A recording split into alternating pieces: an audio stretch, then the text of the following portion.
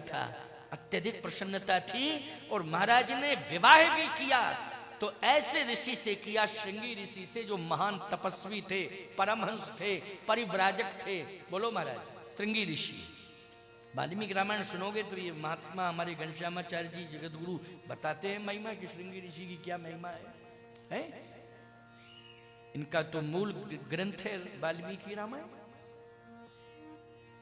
हमारा भी है, ऐसा नहीं है, हम और इनमें कोई अंतर थोड़ी है, कोई अंतर नहीं है। हाँ, कोई अंतर नहीं है, 120 किलोमीटर का अंतर है। क्यों महाराज? प्रयाग का और चित्रकूट का किलोमीटर का अंतर है, लेकिन गिरा रथ जल बीच सम कहियत भिन्न न भिन्न, बंद हो सीता राम पद जिन्हि परम प्रिय खिन्न। महाराज इसलिए दुखी हैं कि परमात्मा सत्य ही तो सत्य स्वरूप है और उसने वचन दिया कि मैं पुत्र बन के आऊंगा, तो अभी तक नहीं आया। अब मेरी अंतिम श्वास निकलने वाली है, मुझे आभास हो रहा है, लेकिन अभी तक वो नहीं आया है। इस बात की गिलानी है, क्या परमात्मा का दिया हुआ वचन असत्य सिद्ध हो जाएगा? असत्य सिद्ध हो जाएगा, इस बात की गिलानी है। बोलो गिलानी होगी कि नहीं होगी? कि दुनिया झूठ बोले लेकिन परमात्मा झूठ बोले। अच्छा भैया एक बात बताओ, सामान्य व्यक्ति झूठ बोले अलग, और महात्मा कहीं झूठ बोल जाए तो लोग कहते साहब हम तो समझते ही नहीं थे, महात्मा ही झूठ बोलते, तो हम किस पर विश्वास करें? इसलिए महात्माओं को बहुत सावधानी से विचार पूर्वक समाज में रहना पड़ता है। समझ गए हो कि नहीं? बहुत सावधानी से रहना पड़ता है, एक एक कदम सोच समझ के रखना पड़ता है। अगर आशीर्वाद भी संत देते हैं तो ये सोच के देते हैं कि आशीर्वाद दिया हुआ असत्य सिद्ध ना हो जाए, नहीं तो बदनामी होगी कि दे तो गए थे बड़ी बड़ी डींगे हाँक के महात्मा जी, लेकिन हुआ कुछ नहीं, हुआ कुछ नहीं। क्यों महाराज? होता आपके सामने चुनौती आती होगी, मेरे सामने भी आती है चुनौती, बहुत बड़ी चुनौती आती है। एक बार एक व्यक्ति बोला, बोले महाराज जी आशीर्वाद दे दो, लक्ष्मी जी आ जाए, पैसा आ जाए घर में। हमने कहा हाँ हाँ हाँ हाँ, ऐसे कहते गए। हमारा हाथ उसने जबरदस्ती पकड़ा, अपने माथे पर रख लिया महाराज। अब हम क्या करते उस समय? हमने कहा हाँ हाँ हाँ, ऐसे ही कहता गया मैं, हाँ हाँ हाँ हाँ हाँ। बोले नहीं महाराज आशीर्वाद तो देना पड़े। हाँ हाँ हाँ। ओ हाथ पकड़ा मेरा, वो अपने माथे पर जबरदस्ती रख लिया। अब साल भर बाद हम फिर पहुंचे, जैसे पहुंचे तो एकदम कहता है, बोले महाराज आपके आशीर्वाद में कोई दम नहीं। हम कहा क्या हो गया, क्या हो गया? बोले जस का तस रहा, कोई रिजल्ट अच्छा नहीं आया। तो हमने कहा हमने क्या कह दिया था? अरे बोले आपने का हाथ मेरे माथे पर आया था, इसी उम्मीद के साथ मैं सोच रहा था कि काम मेरा सफल हो जाएगा। हमने कहा क्या चाहते थे, हम यही नहीं समझ पाए कि मेरा हाथ क्यों रखा तेरे माथे पर, और रखा तो तूने ही था। बोले इसलिए सोच रहा था कि पैसा आ जाए, रुपया आ जाए। हमने कहा तो हम कांतानाथ की रजिस्ट्री तुम्हारे नाम की देते हैं, और क्या बताओ भाई, लक्ष्मी आ जाएगी, पैसा आ जाएगा, ऐसे आता है पैसा? जबरदस्ती आशीर्वाद नहीं नहीं नहीं, आशीर्वाद लेने के अधिकारी बनो। क्या बनो? अधिकारी बनो। समझ गए हो कि नहीं? मैं तो महात्मा हूं, तुम्हारे घर में तुम्हारे माता पिता बैठे हैं प्यारे, उनसे भी तुम आशीर्वाद लो, तो पहले तुम अधिकारी बनो आशीर्वाद लेने के। ऐसे आशीर्वाद नहीं मिलता है कि सहज में आशीर्वाद मिल जाए। मैं कहना ये चाहता हूं, ये सामान्य बात नहीं है। चक्रवर्ती सम्राट आज महाराज श्री दशरथ विचार कर रहे हैं और उन्होंने कहा कि अगर ये समस्या आई है मेरे मन में, तो इस मन की भ्रांति को दूर करने के लिए मुझे गुरुद्वारे में जाना पड़ेगा। कहां जाना पड़ेगा? गुरुद्वारे में। अगर परमात्मा संबंधी कोई समस्या आ जाए, धर्म संबंधी कोई समस्या तुम्हारे दिमाग में आ जाए, तो कहां जाओगे समाधान के लिए? महात्माओं के पास, गुरुद्वारे में। गुरु के पास जाओगे कि नहीं जाओगे? तो दशरथ जी कहां गए? जल्दी बोलो। संतान पाने के लिए नहीं गए, परमात्मा को प्राप्त करने के लिए। तो महाराज यही बात है कि नहीं? परमात्मा को प्राप्त करने के लिए। इसलिए गुरु ग्रह गए तुरत महिपाला, गुरु ग्रह गए तुरत महिपाला, चरण लागी करी विनय विशाला, चरण लागे करे विनय विशाला, गुरु ग्रह गए तुरत महिपाला, गुरु ग्रह गए तुरत महिपाला, चरण लागी करी विनय विशाला, चरण लागे करे विनय विशाला, गुरु ग्रह गए तुरत महिपाला, गुरु ग्रह गए तुरत महिपाला। सावधानी से सुनना समझना, इसलिए कहता हूं एक ही साधे सब सधे, सब साधे सब जाएं। अगर आपने गुरु की कृपा प्राप्त कर ली तो पूरे खानदान के ऊपर कृपा हो जाएगी। बोलो हो जाएगी कि नहीं हो जाएगी? एक को पकड़े रहो, भ्रमित मत हुआ करो कि आज यहां कल कहीं परसों कहीं। भ्रमित होने की आवश्यकता नहीं है।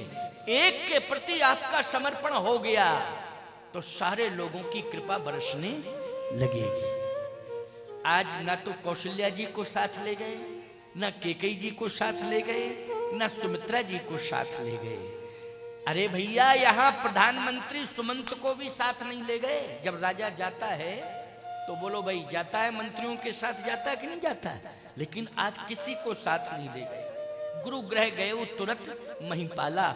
यहां तक प्रमाण मिलता है कि महाराज रथ में बैठ के जाते थे, रथ के साथ सारथी होता है। बोलो होता है कि नहीं? याद रखना, सारथी की भी जरूरत नहीं है प्यारे। कृपा पाने के लिए हमें सारथी की जरूरत नहीं है, हमें रथ की जरूरत नहीं है। कृपा पाने के लिए तो हमें किसकी जरूरत है? समर्पण की जरूरत है। किसकी जरूरत है? समर्पण की जरूरत है। इसलिए समर्पण का भाव लेकर के महाराज गए। दूसरी अर्धाली समर्पण की पराकाष्ठा है। निज दुख सुख सब गुरु ही सुनायु, निज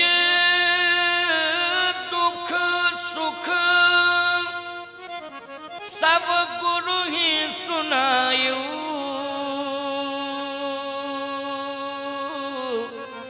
तब वशिष्ठ बहुविधि समझायो, धरहु धीर हुई है सुतचारी।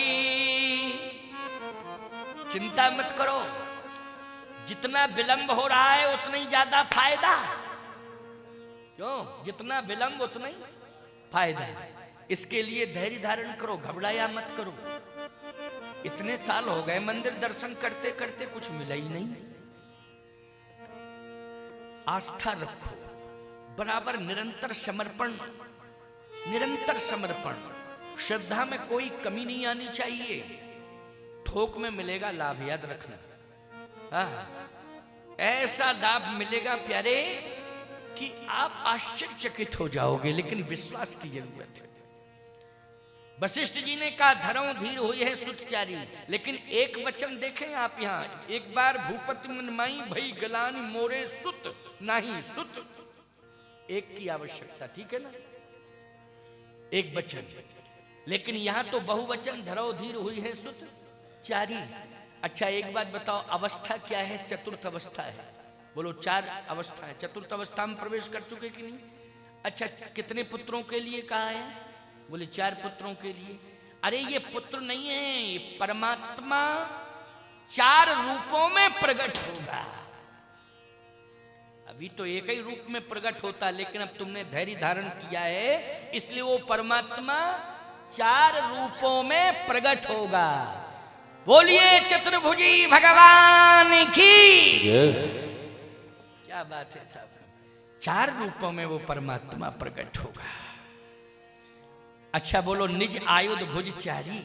आगे आप सुनोगे तो यही प्रमाण मिलेगा कि नहीं मिलेगा। कौन भगवान प्रकट हुए थे बोलो? चतुर्भुजी भगवान प्रकट हुए थे। आगे सुनिए आप, अभी तो सुनते जाओ। 6 बजे तक कथा, इसके बाद उत्सव। क्यों महाराज, ठीक रहेगा? इसके बाद उत्सव, तो उत्सव कम से कम 20-25 मिनट, 20 मिनट तो चलवे ही करेगा। उत्सव का आनंद लेकर के ही फिर 6:30 बजे तक, तो वैसे 6:15 तक का नियम, आरती होते होते 6:30 बज जाता, टाइम वही हो जाएगा। बस आपको तो सुनना है। आज महत्वपूर्ण महामहोत्सव, इस महामहोत्सव में भी एक दिव्य उत्सव महोत्सव राम जन्म का, इसलिए आज बहुत आनंद आएगा। धरहु धीर हुई है सुतचारी, त्रिभुवन विदित भगति भय हारी। 4 रूपों में वो परमात्मा प्रकट होगा, चिंता मत करो। कहे महाराज अवस्था तो इतनी हो गई। अरे बोले अवस्था छोड़ो, आस्था है ना, इसलिए वो आस्था से, परमात्मा अवस्था से मिलता है कि आस्था से? बोलो एक बार फिर बोलो, आस्था से मिलता है परमात्मा। अवस्था से कोई लेना देना नहीं है, आस्था से। परमात्मा आस्था से मिलता है, इसलिए आस्था तुम्हारी रहनी चाहिए। 4 रूपों में वो प्रकट होगा। दशरथ जी ने कहा महाराज इसके लिए करना क्या पड़ेगा? कहे तुम्हें कुछ नहीं करना, हम करेंगे, तुम चुप रहो, हम करेंगे। अच्छा बोलो भाई, गुरुजी के चरणार बिंदों में तुम्हारा समर्पण हो जाए तो जिम्मेवारी फिर किसकी है संभालने की? जल्दी बोलो। गुरुदेव भगवान की जिम्मेवारी है, इसलिए गुरु को साधारण मत समझा करो। आजकल समझ में नहीं आता महाराज, गुरुओं की कीमत ही नहीं समझ रहे लोग। हाँ? गुरुओं की कोई कीमत ही नहीं। एक बात क्या बतावे महाराज, एक के घर में तो गुरु आते थे, दूसरे गेट से निकल जाता था, है? दूसरे गेट से निकल जावे। तो लोगों ने कहा महाराज अब आप बार बार क्यों आते हो? अरे बोले चेले के पास नहीं आएंगे तो किसके पास आएंगे? अरे बोले चेला तो घर में रहता लेकिन दूसरे गेट से निकल जाता है। गुरुजी ने कहा एक दिन ऐसा आएगा कि इसी गेट से उसे निकलना पड़ेगा और हम उसका साथ तब तक नहीं छोड़ेंगे। समझ? क्यों महाराज? फिर एक दिन ऐसा आएगा पीछे के गेट से थोड़ी निकलेगा, आगे के गेट से निकलेगा। निकलेगा कि नहीं? तो समझने की कोशिश करना, जरा विचार करना।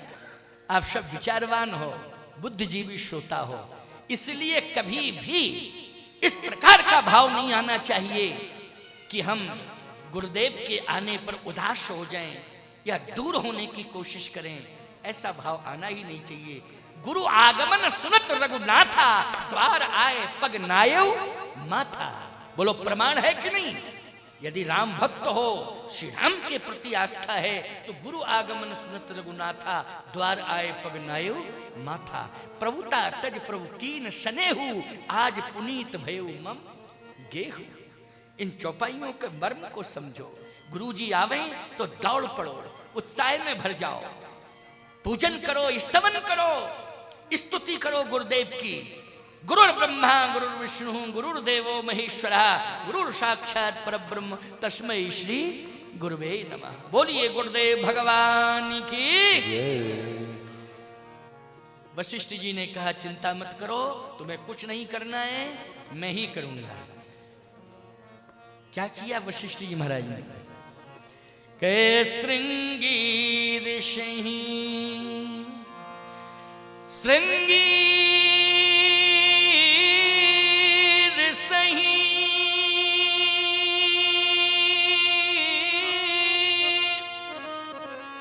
वशिष्ठ बुलावा,